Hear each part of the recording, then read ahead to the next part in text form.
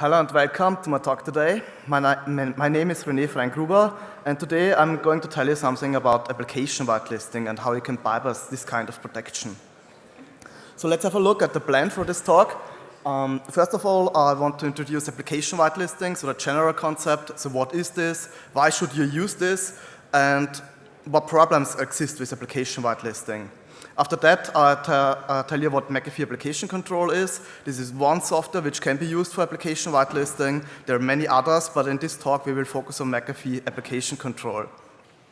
After that, we start with the real content. So we look at different ways how you can bypass application whitelisting. So we have there many different topics where I present you techniques, some general, some product specific.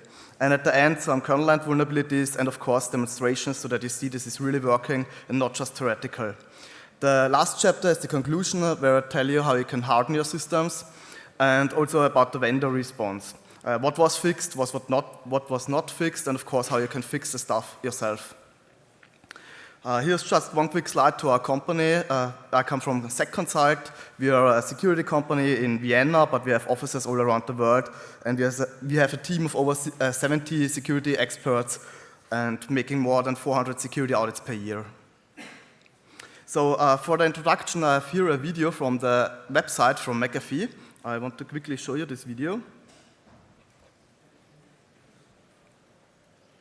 I hope the sound is working.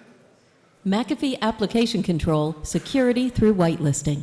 Systems worldwide have been plagued by these threats in the past, all of which were unknown threats until the first time they struck. Application Control is the solution which can give you 100% coverage on day zero and stop these advanced threats. Application Control provides total endpoint security through whitelisting. The whitelist is a powerful tool. It's created by scanning the entire system during install time and cataloging all applications, libraries, drivers, and scripts. When a program tries to run, the system checks the whitelist for its presence and then permits it. However, when a new unknown binary tries to run, it's blocked because it's not on the whitelist. This way, all unknown dangerous threats can be stopped. The whitelist will grow dynamically when systems are updated through trusted channels. Application Control supports 4 different trust channels. Trusted updaters are provisioning/patching tools like SCCM and BigFix. Trusted certificates could be used to self-sign internal trusted apps. Trusted directories can be used to trust remote network file shares or repositories of trusted apps.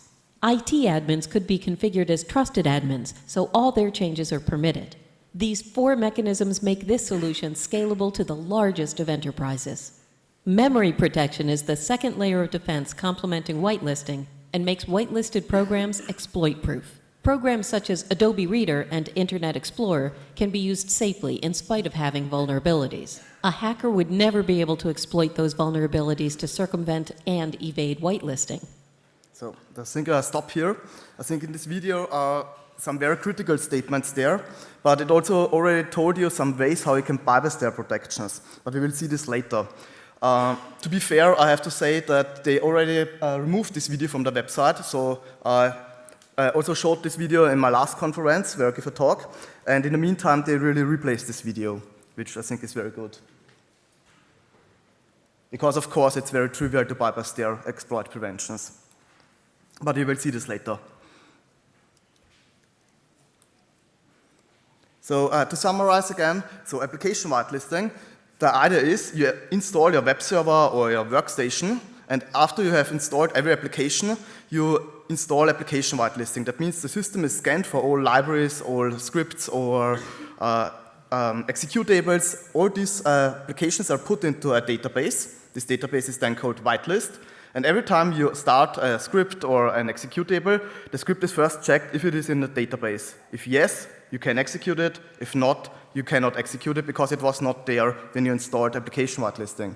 That means if you go to a website, download a malware via drive-by download, the malware cannot execute because it's not in the whitelist. So this is the basic idea of it. And this is mainly used in critical infrastructures. So I come to this stuff when we were doing some smart grid, smart meter projects, because in the smart grid network, the servers are also protected with this kind of security concept.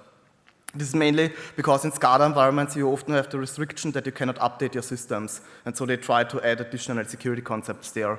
But we often also see it in critical workstations like administrative workstations, or for example the Technical University in Vienna also uses this kind of systems for the workstations for the students so that the students cannot start bad applications. And we have here some solutions for it. I will mainly focus here on McAfee application control, but I think AppLocker is also very commonly used. So I was doing all the tests with these operating systems here. Windows 10 was not included because it was not released at the time when I was doing this research. I have included here Windows XP because in SCADA environments, Windows XP is still often used, but of course you should not use Windows XP anymore. And there's also a Linux version, but I don't cover the Linux version. I just had a look at the Windows version here. Basically, McAfee application control is a console application, so we're working here with this S-admin application, and then you just pass the commands. For example, disable or enable to enable or disable the protections, or solidify, which is the main first command which scans the whole system. So the first action would be to call S-admin solidify, then it scans the system, creates the database, then you restart your computer, say S-admin enable, and then the protection is enforced. For example, I downloaded here a debugger, tried to start it, then you get these error messages that you don't have enough privileges to execute. The same applies for scripts like bat files, PowerShell scripts, and so on.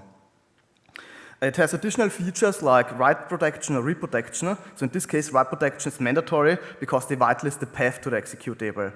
If you don't apply write protection, you can just overwrite the whitelisted applications and then bypass it. So in this case, write protection is mandatory. You also have read protection for password hash files and so on. And we have memory corruption protections, but I will come to them later a little bit more. But they have many sites on their website, like you cannot exploit buffer overflows anymore if you have this on your system, which is just not true.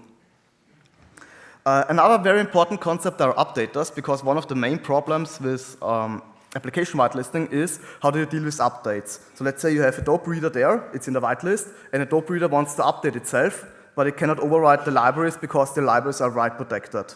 Or if you create hashes of the files, then the hashes would differ with the new update. So you cannot execute the stuff anymore.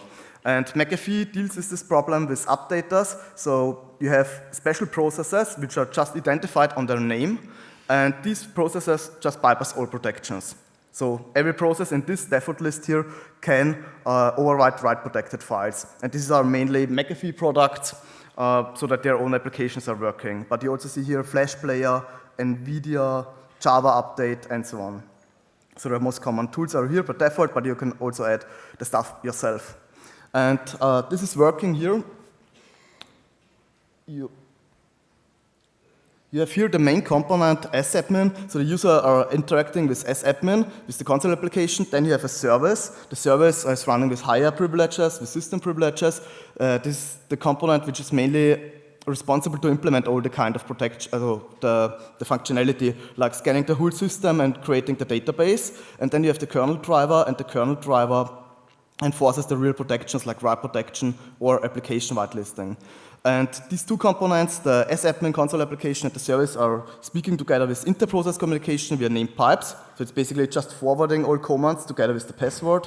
And with the kernel you interact like with every driver with input-output control codes. So if we want to bypass application whitelisting, the first logical step is, if we cannot execute our own application, we just start to abuse stuff which is already there. So that means we have to find applications which are installed on every target, because we want one technique which works on every target. And that means we have three categories here. So first of all, we can start to abuse something from the operating system itself. Or we can use something which is installed by McAfee application control itself, because then I know it's on every system. It doesn't matter if it's Windows XP or Windows 7 or Windows 10.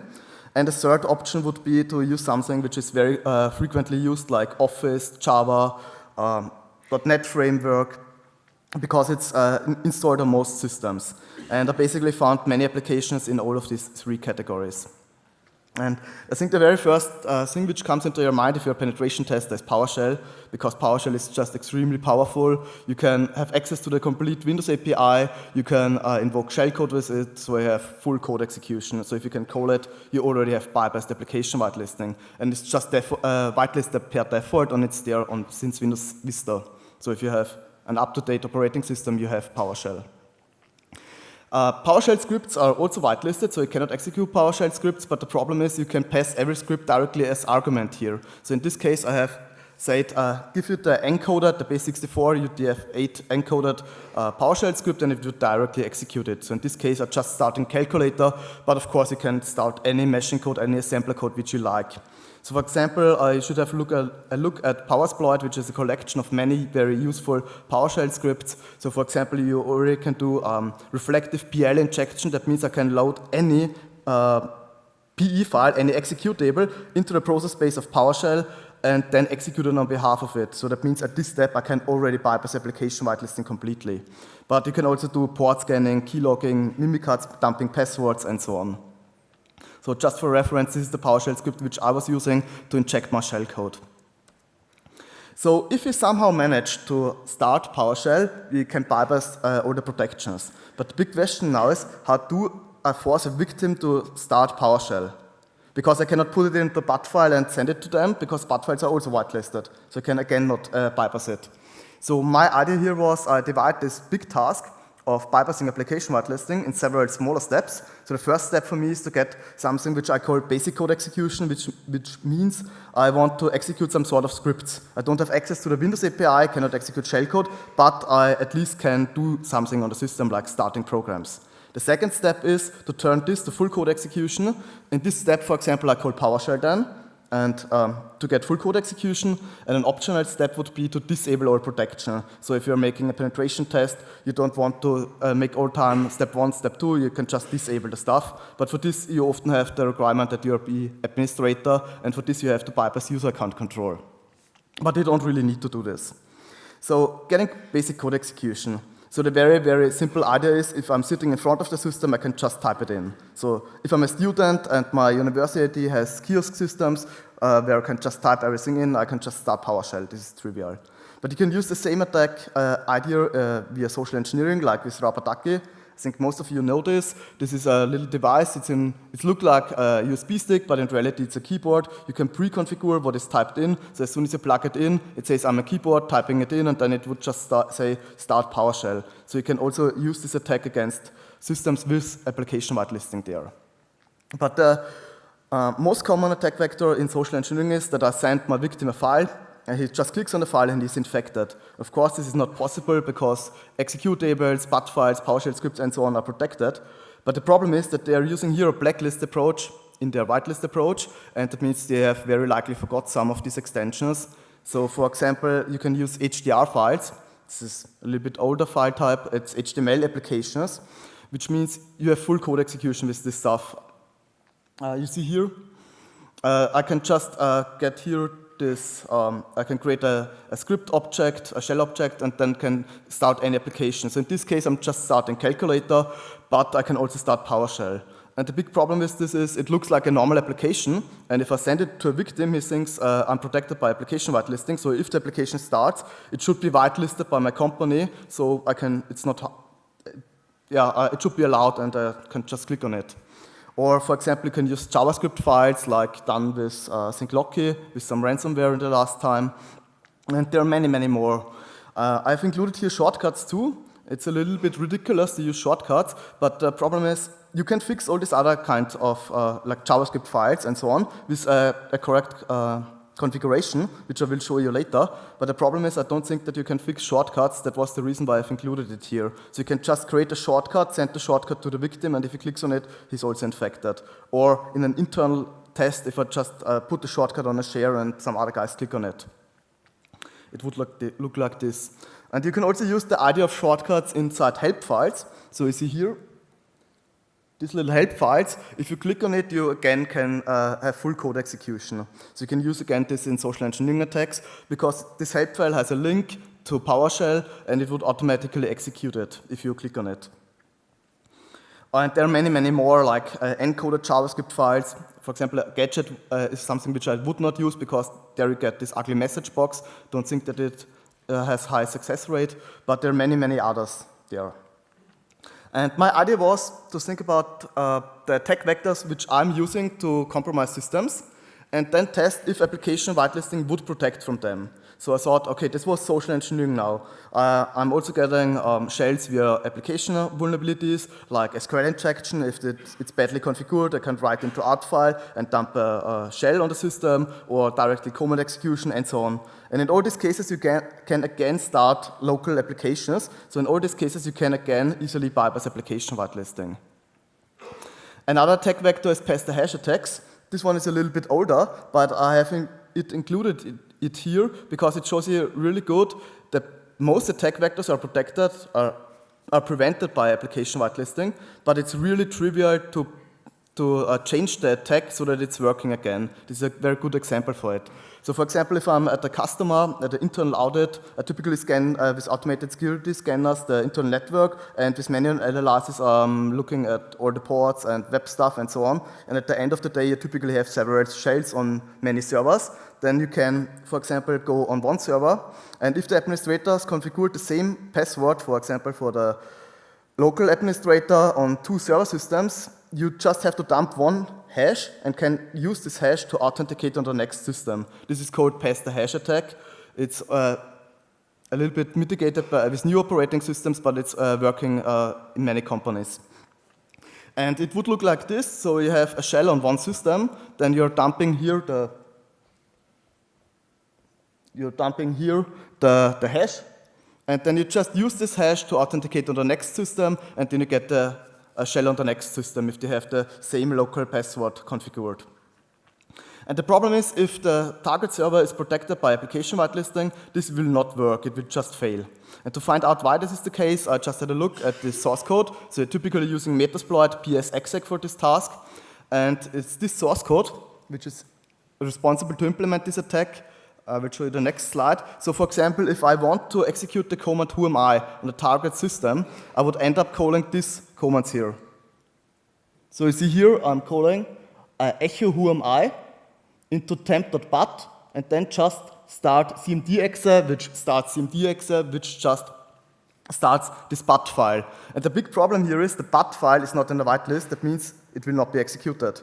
And to make this attack again working, you just directly execute your whoami command. So in this case here, you see cmd spec is cmd-exe, and then you just directly pass the command, and then the attack is again working. So it's a really good example. The mass attacks are protected by application whitelisting, but it's really trivial. If it's a target attack, you just modify one line of code, and then it's working again. So now I come to full code execution. In all other cases, in previous cases, we are just using PowerShell. So as administrator, you can just say, okay, I remove PowerShell from the whitelist, then I'm protected. The problem is that this is not true, because there are many, many other applications which you can use to inject your code, to start your own code. So for example, if you have Python or Perl installed on the system, it's basically the same as PowerShell. But also debuggers, because debuggers can write into the process space of whitelisted applications. And there we have many other cases. So for example, a very common social engineering attack vector is also Java applets. So for example, this is the dropper which we're using in a social engineering attacks.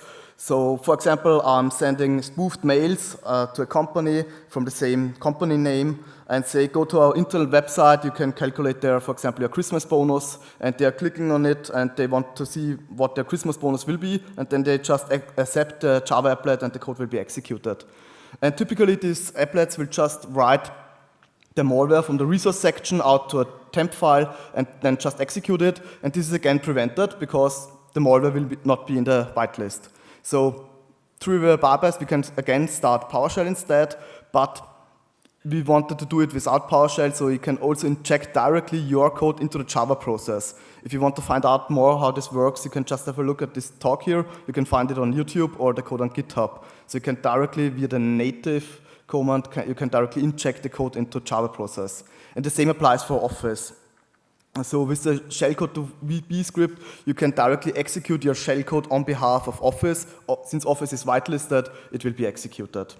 And there are many, many more. For example, J.C. Smith is a researcher who collected all different kinds of bypasses. I think there are several other bypass techniques also there. So if you want to protect against this, just go to this link and have a look at for all of this and just configure your system that all these kind of applications are not in your whitelist. So for example, what he's doing, he's mostly using .NET Framework, and .NET Framework has pre-installed. .NET is installed on every system since Windows 7, and you have here these applications which are on your every system. And for example, install-util would load attack.exe into its own process space. Install-util is whitelisted, so it will be executed. And even if attack.exe is not in the whitelist, it would just load it into its own address space and execute it on behalf of install-util. So you can again inject your code into whitelisted applications. And let's say we are attacking a company which really hardens their systems and removed all of these applications, so it cannot use .NET Framework, cannot use PowerShell, and so on. The last step which you can take is you can use memory corruption exploitation. And so of course you can do the normal stuff like browser exploitation, PDF reader exploitation, and so on. But you also have here another advantage.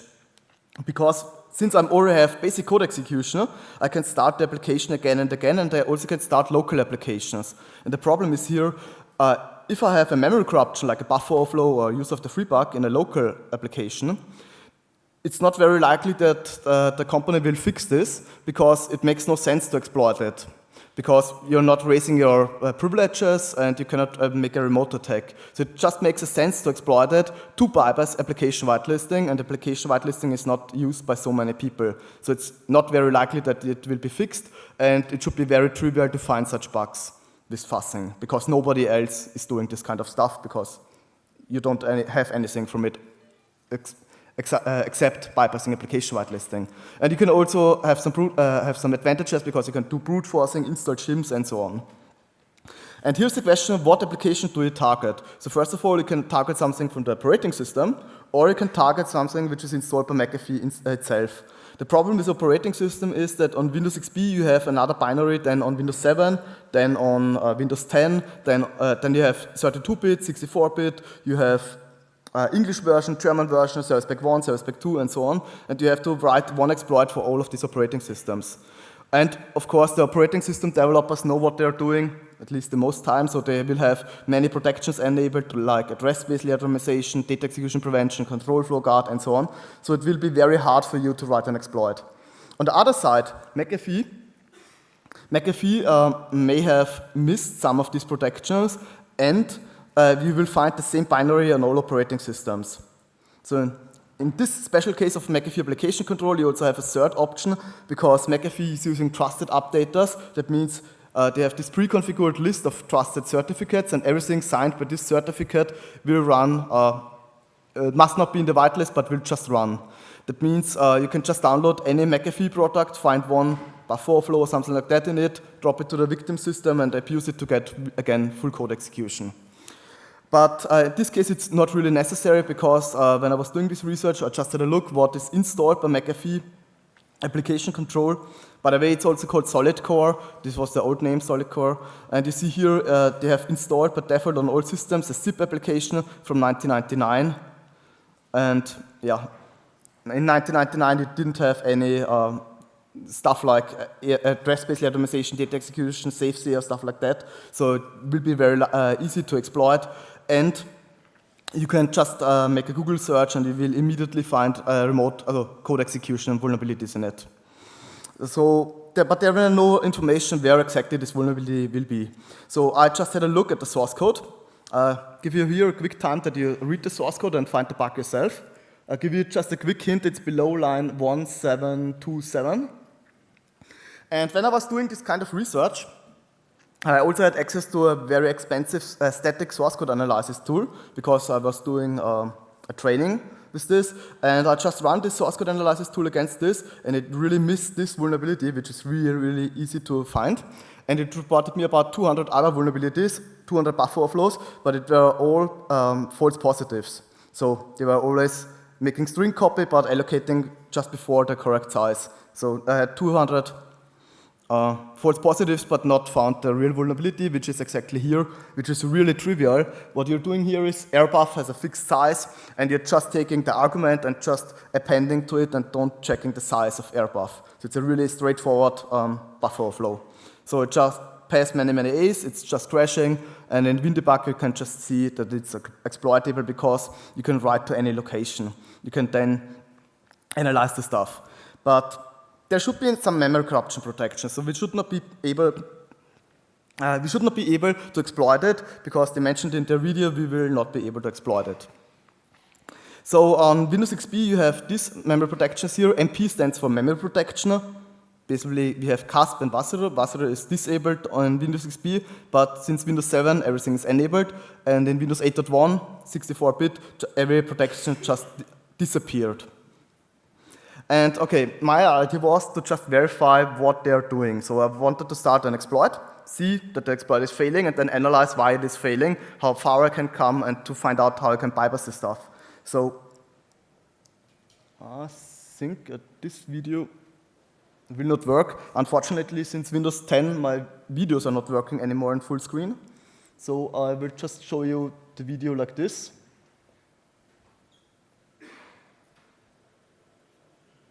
So you see here, it's Windows 7, all protections enabled. In this case, I'm just running a Firefox exploit. So I'm starting here Firefox.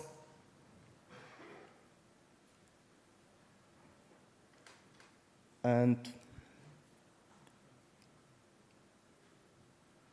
yeah, you just see the exploit just worked without any modification, without doing anything. And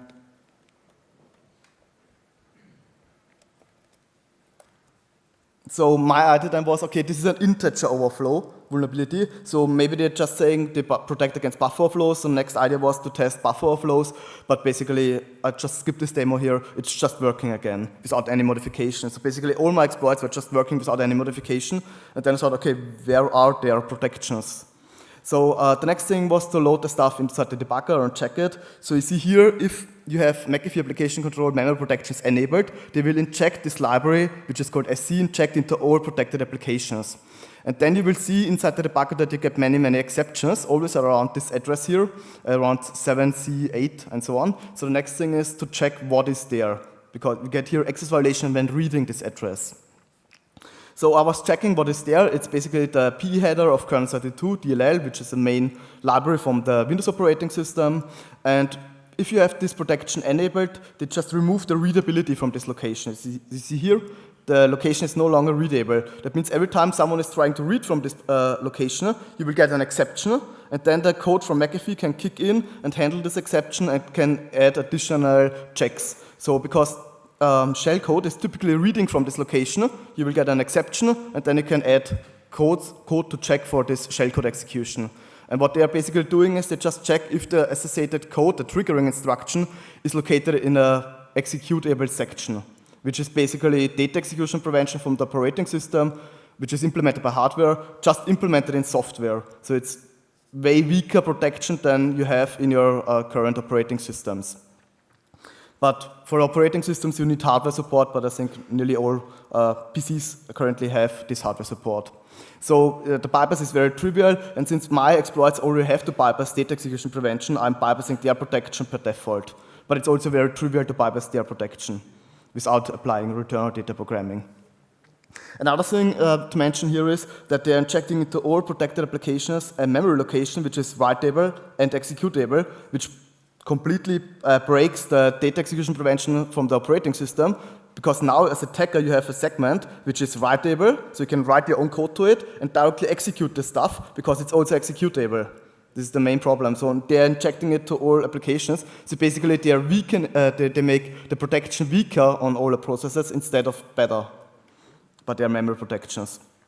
So I also recommend that you disable their protections, and because of the exceptions you also make your application very slow. And this is the shellcode to use to make their protection, to bypass their protection if you don't want to apply return data programming. And yeah, CASP is basically data execution prevention from the operating system. Wasserer is basically address-based randomization, and forced relocation is basically forced isolate from the operating system. So if you have an up-to-date operating system, you don't need these protections. This is also maybe the reason why they have removed all the stuff in Windows 8.1. Then I have here a quick discussion about user account control. I think every one of you knows these little boxes which were introduced with Windows Vista. So if you log in as administrator, you have, and you want to do stuff as administrator, you have to confirm these dialog boxes before. So that means if you're attacking an administrator and want to do admin stuff, we have to somehow bypass these boxes because we don't want that the user, the victim, will see these boxes. And for this, you have many public techniques how you can bypass this stuff. But the problem is that they are all require that you drop some files. So for example, Microsoft has some auto-elevator processes which are just bypass this protection, so they will be executed as administrator without displaying these boxes. And what you try to do is you try to inject your own code into these applications, and you mainly do this with DLL injection. So you're dropping DLL, and the problem is that the DLL is not in the whitelist, so that means the techniques will not work. But there are also some techniques which are working, like with shims and redirect exe or iSecurity editor, but they're also not working in the most recent version of in Windows 10 basically. So what we are doing, we developed some private user account control bypasses, because we also often have the case that customers come to us and say we should conduct a social engineering audit, and they don't tell us what kind of protections they have. So like, for example, they have application whitelisting, they have antivirus products, they have FireEye, stuff like that, last line or deep security and so on there. And they just don't tell us what they have, and they really want to see if an attacker will manage to break into it. So we developed our own malware, which comes around all the antivirus products and so on. And for this, we also have to find a way to bypass user account control, which is not detected by any of these antivirus solutions. So, and our private ones are also working against application whitelisting. But in the meantime, already some researchers found some other ways. For example, you have here these two links with user account control bypasses which work without files. So they also work if application whitelisting is there. And yeah, as already mentioned, some processes can bypass read and write protection. This is basically this list of update processes. So you see here, I have here test.exe, which is write protected. If I try to copy something over it, you see access is denied. But if I'm calling my update process is copying it, it can just overwrite the file with the new content. And you can use this idea, you can just start any of the update processes, because update processes are just identified by the name, so you can start it as normal user, and then you can directly inject your code into this process via a normal API. Since you're running the same privilege level, you can inject your code there, and then you run on behalf of the update process and overwrite everything. So in this case, I'm just injecting into the Java update process and just overwriting some scripts in this case. Of course, you would not be able to execute here inject.exe. You would have to implement all that kind of stuff inside PowerShell, for example, or the way which you're using. And you can also inject into the service, but for this you have to be administrator, because the service is running as administrator. But then you can, for example, just remove the password file and disable all protections, or add trusted volumes, which is basically the same as disabling all protections without rebooting the system. And we also found some vulnerabilities in the kernel land. So you see here several crashes. You can use this to get privilege escalation on the systems, so to turn a low-privileged user to system rights, but we don't try this. We just reported the blue screens. Yeah, I have here some demonstrations.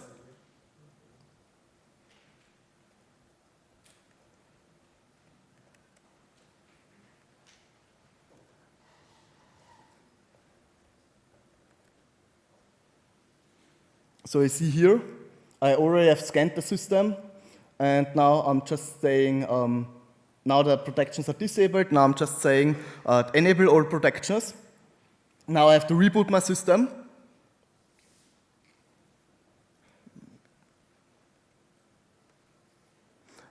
So the next thing is I'm now logging in as normal user, so no administrator, because I want to show you that everything is working without administrative privileges.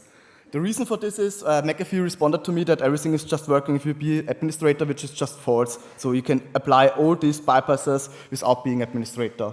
Only if you want to inject into the main service, you have to be administrator. So you see here, I'm no administrator. And yeah, maybe I just go and start the second demo. So you see here, I have a whitelisted file, so you can execute the file. If I if I copy this file, the copy of the file will not be in the whitelist, so it cannot execute the copy. So you get here this access violation. You can remove this file because it's not write protected, but the main file cannot be removed because it's write protected. So if you try it, it will say you don't have enough privileges. Try it as administrator, so I'm not trying it as administrator, but it again says you don't have enough privileges. So I'm now on the attacker system. My idea was to show that everything is working with freely available tools. So in this case, I'm using Kali and Social Engineering Toolkit. The Social Engineering Toolkit can create for you the PowerShell payload, which injects a MetaParameter shell into PowerShell. So it's really very simple. Everyone can do this. You just say here, use a PowerShell attack vector and give it the IP, the reverse IP where it should connect to.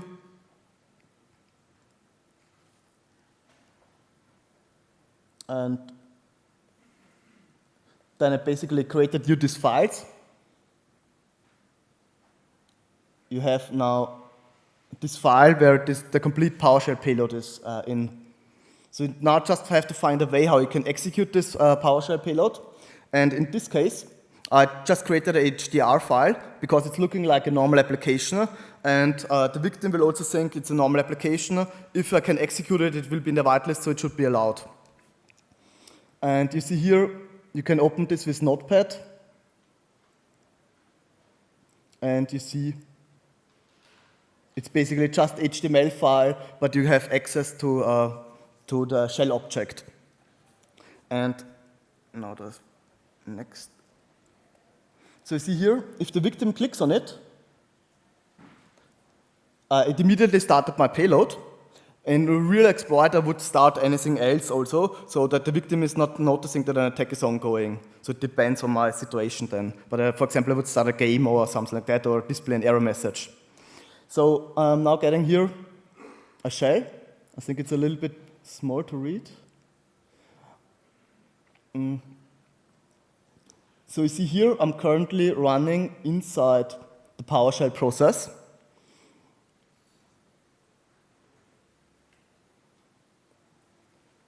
The next thing which I tried is to upload a file. In this case, I uploaded putty because I wanted that my putty is my fake malware, which I want to execute, but it's not in the whitelist.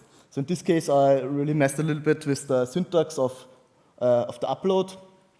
So I'm now uploading putty. So I now have on the desktop putty.exe, but I cannot execute it because it's not in the whitelist. And the next idea is I want to somehow execute this application. I also have here on my desktop the whitelisted file, which I can execute, but I cannot overwrite my putty file over the whitelisted file because the whitelisted file is write protected. So you see here, it should give access is denied. So the next step is I want to inject myself into an update process. So you see here, the Java update process is currently running with the same privilege level. Even if it would not be running, I can just start it with my own user. And then I can directly inject into it. So you see here, the Java update process has the process ID 2968. So I'll now just say, inject my own code, my shell, into the Java update process. And now, since I'm running as an update process, I can overwrite write-protected files. This would even not be really necessary. You can also use reflected PLL load inside PowerShell script so that you run my putty file on behalf of PowerShell. But for example, if you want to make a malware persistent, you want to put it in the whitelist. So this way, you see here, I can now overwrite the file and I can now execute it. As update process, I can even execute putty.exe, which is not in the whitelist, because it bypasses all protections. And I also have here a last demo. In this case, I'm just showing the same attack vector, but I just show you here. If I, for example, want to say sadmin disable or any other command, you need a password. And as attacker, don't have this password. So in this case, I'm doing the same, but just with a user account control bypass, and then I'm migrating to the main service. And in the main service, I can read the password file and can also remove the password file. And as soon as the password file is not there, I can just say sadmin disable and the protection is just disabled.